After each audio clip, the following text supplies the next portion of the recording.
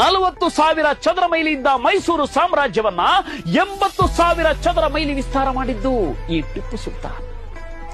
ಈಗಿನ KRS ಜಲಾಶಯದ ನೀಲನಕ್ಷೆ ತಯಾರಿಸಿದ್ದು ಇದೇ ಟಿಪ್ಪು ಸುಲ್ತಾನ್.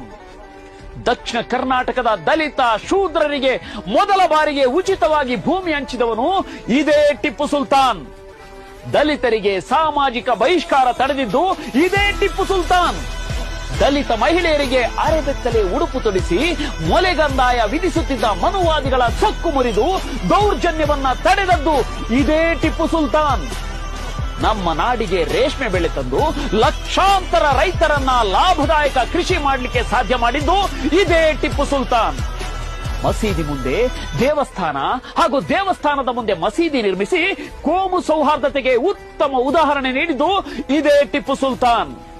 ಇದಕ್ಕೆ ಉದಾಹರಣೆ ಬೇಕಾದರೆ ಶ್ರೀರಂಗಪಟ್ಟಣ ತಾಳವಾಡಿಗಳಲ್ಲಿರುವ ಮಂದಿರ ಮಸೀದಿಗಳನ್ನ ನೋಡಬಹುದು.